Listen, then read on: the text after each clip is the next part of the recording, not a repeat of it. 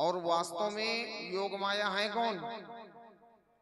बोले योग माया वही है जो विंध्याचल में जाकर के निवास हुई और कंस के हाथों से छूट करके तारामंडल में चली गई भविष्यवाणी करते हुए। अपने योग की शक्ति से भगवान श्री कृष्ण के प्राण को बचाया है। ऐसे विंध्याचल वासिनी मां विघ्नेश्वरी को बारंबार नमस्कार करते हैं। असुर महिषासुर की उत्पत्ति कैसे हुई, कैसे उसको श्राप मिला, कौन सा पाप उसने किया था, और फिर भी महाराज ब्रह्मा जी को प्रसन्न करके उसने कैसे वरदान प्राप्त किया, इस पावन कथाओं को सुना, आनंद से गदगद हो गए। लेकिन एक शंका बनी रही मन में, और वो शंका ये कि महाराज योग माया ने अपनी शक्ति से भगवान नारायण के अवतार श्री कृष्ण को बचाया और स्वयं योग माया बनी। तो महाराज एक बात बताइए, भगवान श्री कृष्ण को योग माया बचा सकती थी, सातवें गर्भ को स्थानांतरित करके और रोहिणी के गर्भ में स्थानांतरित कर सकती थी, तो फिर देवकी के जो 6 पुत्र और जिनको कंस ने बड़े बेहरमी से मार डाला, उनको क्यों नहीं बचाया योग माया ने?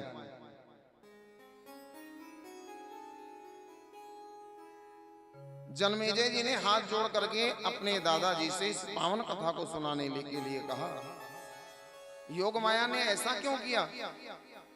थे तो भगवान श्री कृष्ण के भाई ही, और यही नहीं, वो कंस के हाथों से क्यों मारे गए? नारद जी ने जब भगवान श्री कृष्ण का जन्म होना हुआ तो योग माया से प्रार्थना करी कि इनको बचाओ, और योग माया ने बचाया।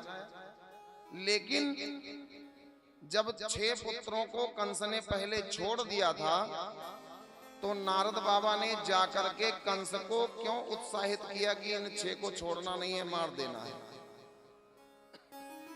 कथा के अंतर्गत आपने सुना होगा कि देवकी वसुदेव के जब पहला पुत्र हुआ तो वसुदेव अपने पहले पुत्र को कंस को सौंपने लगे, लेकिन कंस ने मना कर दिया, मुझे डर इस पुत्र से नहीं है, मुझे तो 8वें गर्भ से है।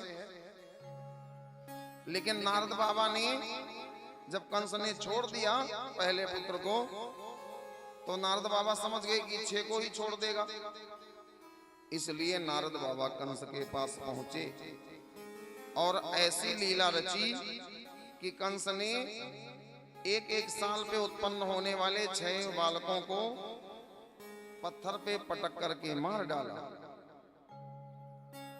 तो महाराज एक बात बताइए, नारद बाबा ने इतना बड़ा पाप क्यों किया? नारद जी ज्ञानी होकर के भक्तों का भला करने वाले हैं, फिर ऐसा पाप क्यों कंस से करवाया? कहते हैं अगर कोई पाप करता है और पाप करने में जो सहायता करता है वो भी पापी माना जाता है। तो यद्यप तो कंस ने छोड़ दिया था उन 6 बालकों को, फिर नारद बाबा ने क्यों प्रोत्साहित किया कि इनको मार दो? ये पहला 8वां हो सकता है, 6ठा 8वां हो सकता है। नारद जी चाहते तो बचा लेते। इस पाप की गठरी को नारद बाबा ने अपने सिर पे क्यों रखा? व्यास जी बोले, हे पुत्र, नारद जी की प्रवृत्ति झूठ बोलने की नहीं है,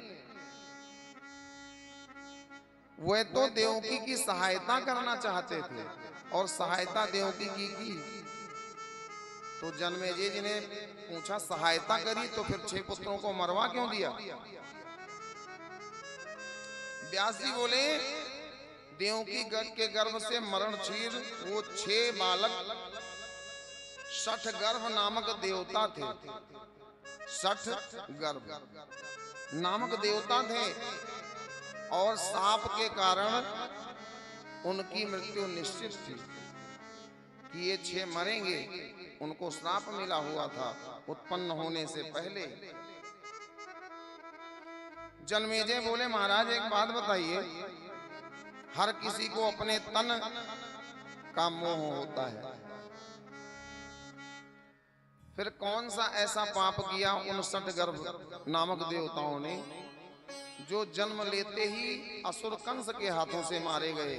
ये पूर्व जन्म में 6 गर्भ कौन थे, इनका नाम क्या था, ये किनके पुत्र थे, किसने इनको श्राप दिया और कंस ने इनको क्यों मारा, इस पावन कथाओं को सुनाइए। व्यास जी बोले, पुत्र वास्तव में ये शरीर हमारा ही ऋणी होता